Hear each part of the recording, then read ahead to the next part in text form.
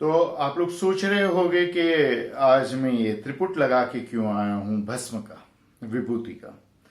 तो आज जो हमारी ऑरा क्लास चल रही है उसमें बहुत सारे लोगों के प्रश्न आए हैं जो हम ऑरा क्लास के लेवल 2 में हम इसके बारे में तो सिखाने ही वाले हैं और गहराई में हम सिखाएंगे। टीचर्स ट्रेनिंग कोर्स में उसको रखा ही है।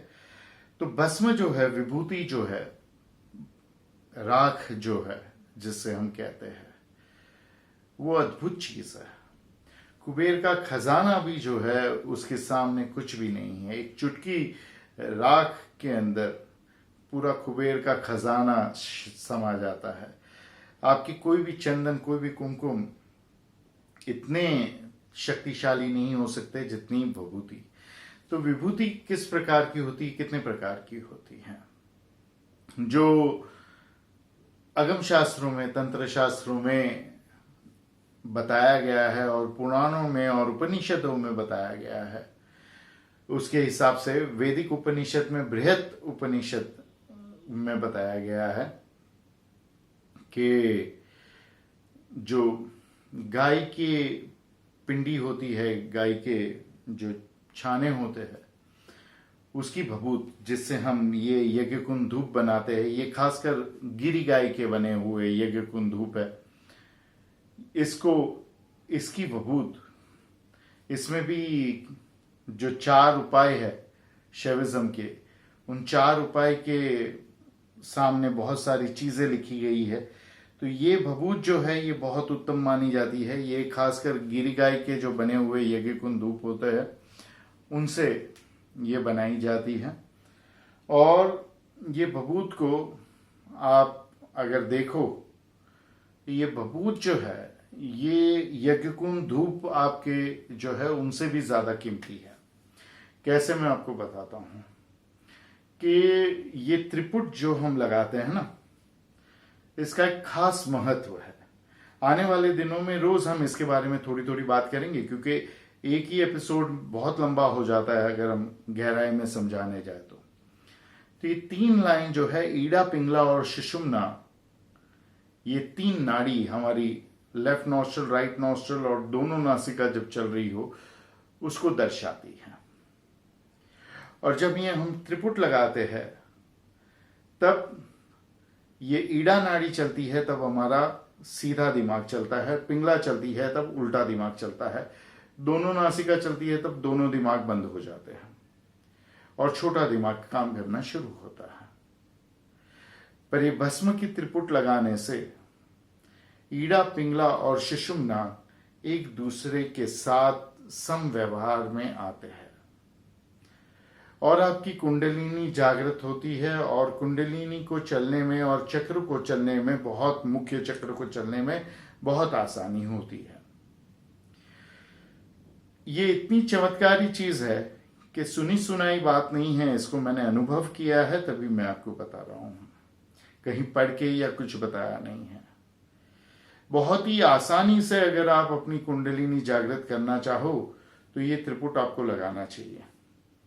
दूसरा, भगवान शिव रुद्राक्ष का वर्णन करते हुए कहते हैं कि जो सर पे त्रिपुट लगाता है और रुद्राक्ष की माला पहनता है और मुंह में उसके अघोर मंत्र होता है, आगे आने वाले दिनों में हम अघोर मंत्र भी बताएंगे, आप में से कितने लोगों को इसकी दीक्षा भी प्राप्त हुई है। उस व्यक्ति की हाजिरी में, उस स्थान पर या वहां पे उस स्थान पर जो भी व्यक्ति है उनके भीतर भूत, प्रेत, पिशाच, डाकिन, शाकिन, बेताल, भैरव इत्यादि कोई भी टिक नहीं सकता है। सब ऊपर की ओर गति करते हैं। ऊपर की ओर गति करते हैं उसका अर्थ यह है कि उनका मोक्ष होने लगता है उन योनियों में से, भूत, प्रेत, पिशाच की योनि में से, और मनुष्य योनि में उनका जन्म होने लगता है। और एक अनुभव यह है कि त्रिपुट आप नियमित रूप से लगाते हैं तो कठिन में कठिन शास्त्र, कठिन में कठिन विषयों को सीखने में, समझने में और याद रखने में बहुत ही आसानी होती है। अर्थात आपके मस्तिष्क का विकास होता है, आपकी बुद्धि का, आपकी इंटेलिजेंस का भी विकास इस त्रिपुट से होता ही है। और यदि आपको नजर है, अगरबत्ती वगैरह की विभूति भस्म को इस्तेमाल मत करिए, उसमें केमिकल होते हैं, उसमें बाम्बू होता है, ये सब इस्तेमाल करने की मनाही है। कौन सी विभूतियां यूज करनी चाहिए? गाय की पिंडी की, और जो नशीले कांटेदार पेड़ होते हैं वो खास पूजा पाठ करके यदि उसकी विभूति तैयार की गई हो तो ही उसका इस्तेमाल करना चाहिए, ऐसा बृहत उपनिषद में लिखा है।